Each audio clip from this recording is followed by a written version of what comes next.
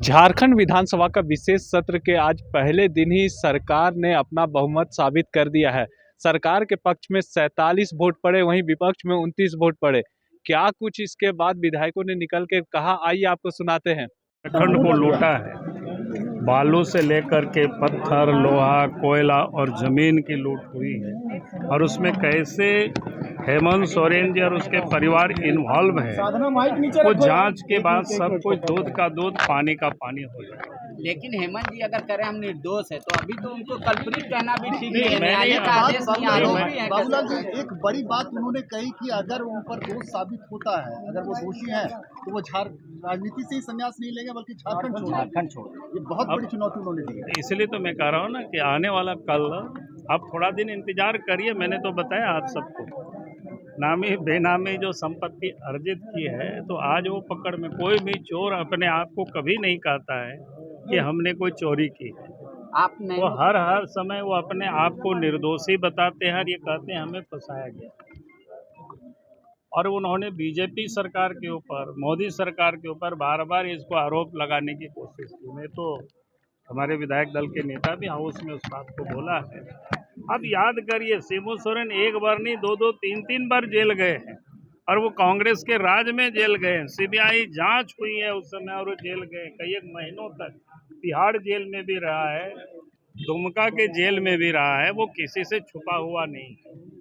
और इसीलिए ये कहना कि भाई हमें फंसाया जा रहा है, जब कोई गड़बड़ करता है तो उसका दंड तो उसको मिलता ही है और उसको भोगना ही पड़ता है।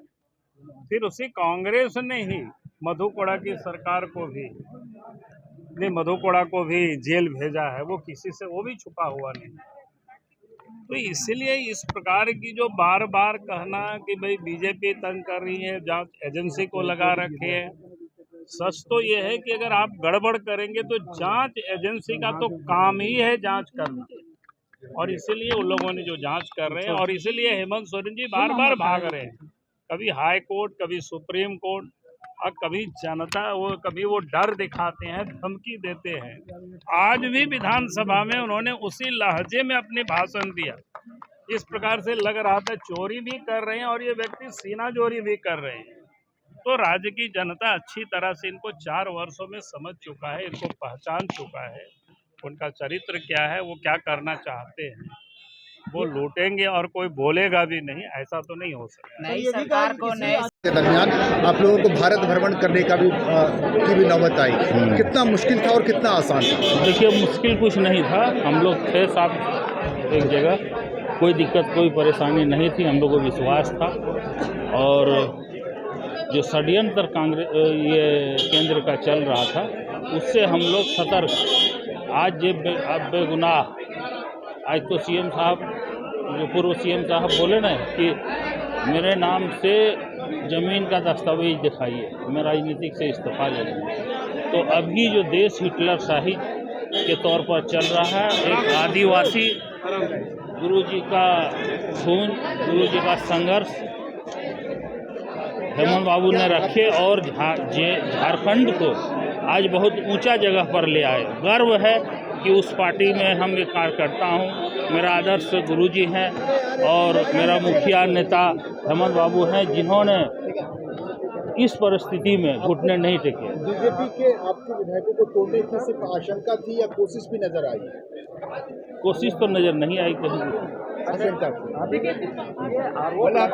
जो कैबिनेट के विस्तार क्या कहेंगे? क्या नए चेहरों को मौका मिलेगा या जो पुराने होंगे? देखिए, जिसका जो सोच है उसी तरह उसका जो सोच है, बीजेपी का सिर्फ है हिंदू मुस्लिम करना और उसका कोई दूसरा फार्मूला नहीं है। किसी तरह फूट डालो, शासन करो। कांग्रेस से भी खराब। हम आपको दोबारा मंत्री के तौर पर देखेंगे। अब देखिए, वो जो आला कमान फैसला करेंगे।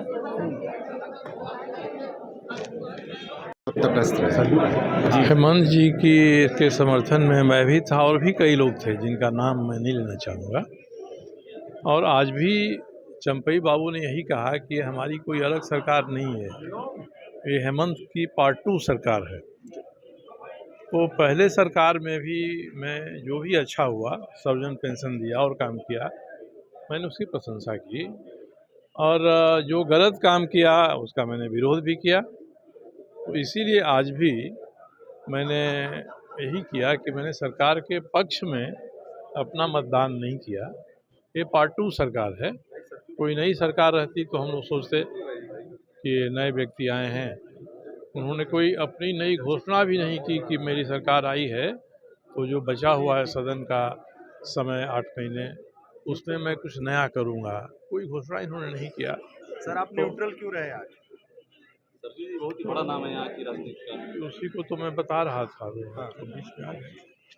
तो इसलिए इस सरकार में जो पहले सरकार के प्रति रवैया थी हमारी, वही रवैया इस सरकार के प्रति भी रहेगी। इस सरकार की भी यानी चंपई सोरेन की सरकार की भी वही रवैया रहेगी जो पिछली सरकार की थी। हाँ, कोई बदलाव सिर्फ चेहरे में बदलाव? मुझे नहीं लगता, केवल चेहरा, जिसे कहा जाता है ना कि पुरानी शराब नई बोतल में आ गई है।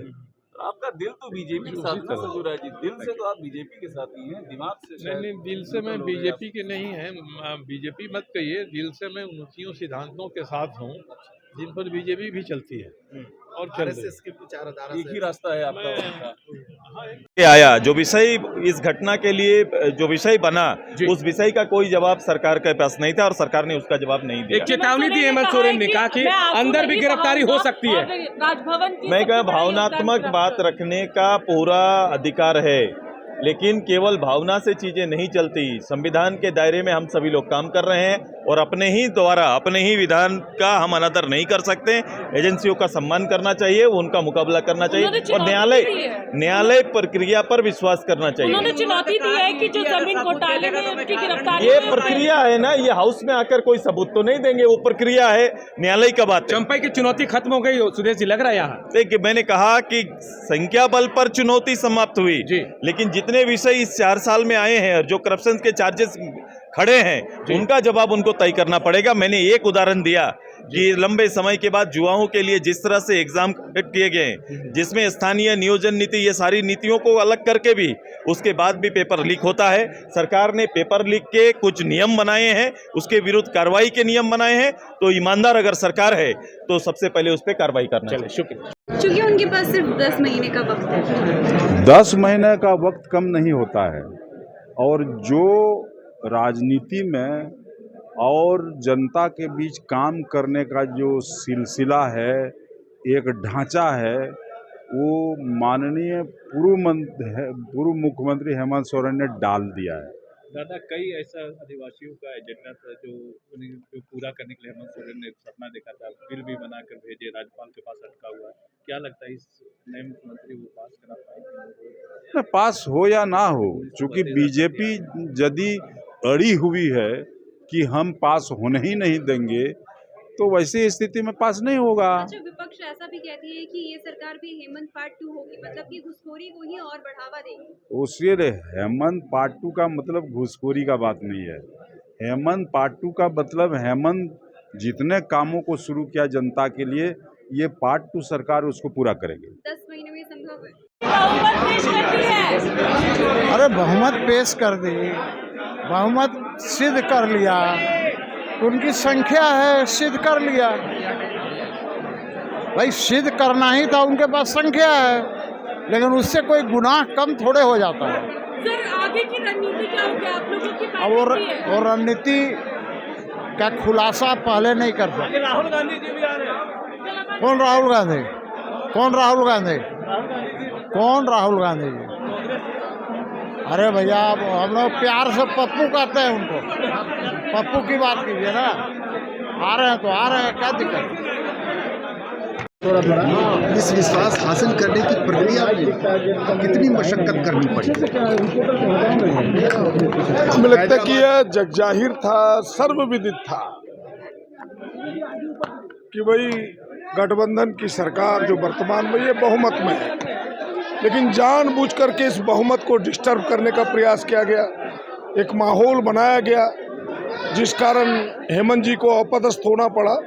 लेकिन सरकार को अपदस्थ करना चाहती थी, उनकी मंशा पर पानी फेर दिया है हमारी चट्टानी एकता ने, कांग्रेस, जेएमएम, आरजेडी, वामपंथियों की एकता ने।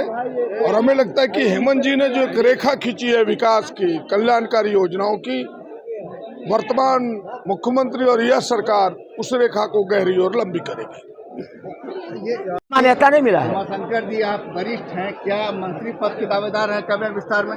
भैया यदि जो हमारा पार्टी ने हमको तय कर देता है, हम दावेदारी क्यों नहीं कर सकते हैं? दावेदारी करना चाहिए, हर व्यक्ति को दावेदारी करना है। राजनीति करते हैं तो दावेदारी क्यों नहीं करेंगे? ऐसी बात है ना, हम 2 बार के विधायक हैं। मतलब आप दावेदारी कर रहे हैं, क्यों नहीं दावेदारी करेंगे भाई? आप पार्टी जो तय करेगी उसको सम्मान होगा। पसंद आता है। विभाग के बात करते पहले यार विभागे बांटे लगे।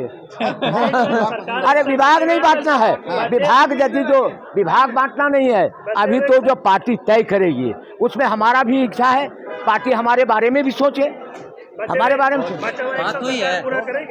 मगर यही है इनके साथ, चोरी करो और पकड़े जाओ तो बोलो जो मैं अज्ञानी हूँ, मैं जानता नहीं हूँ। तो जैसे कि आपने कहा कि प्रधानमंत्री नरेंद्र मोदी की वैसे चंपाई सोरेन मुख्यमंत्री बने, तो आपको चंपाई सोरेन की मुख्यमंत्री बनने से कोई आपत्ति नहीं है? लोकतंत्र में अगर यदि इसके पास बहुमत है उससे हम लोग को क्या आपत्ति हो सकता है? लेकिन वो किसी प्रकार से सिर्फ प्रतिछाया बनकर ना रह जाए, जैसा वो कह रहे हैं कि हम पार्ट 2 है। इसका मतलब हेमंत सोरेन जी की सरकार भ्रष्टाचार में 4 साल के बाद गई है, आप 4 महीने के अंदर चले जाएंगे, ऐसा उन्होंने अपने मुंह से कहा है। तो झारखंड को बहुत उम्मीदें नहीं है, लेकिन लोकतांत्रिक व्यवस्था में चूंकि बहुमत उसके साथ है, इसलिए हम लोगों ने उसका आदर किया। एक मिनट रुकिए, हो गया। सरकार बोल दीजिए, खुशी में बोल दीजिए, एकदम खुशी में। बहुमत तो था ही, और आज भी फ्लोर में बहुत बहुमत चंपाई सोरेन जी का नेतृत्व में नई सरकार का बहुमत भी साबित हो गया। और ये पहले से ही था, जग जाहिर था, परंतु राजनीति है, राजनीति कभी भी कुछ हो सकता है, इसलिए संशय की थोड़ा बहुत ये था, आज खत्म हो गया। मंत्री पद का लेकर लगातार मंत्री पद में कोई दावा हम लोग का है नहीं, लेकिन ऐसा है कि पहले जिन लोग था वही लोग रहेंगे, ऐसा लग रहा।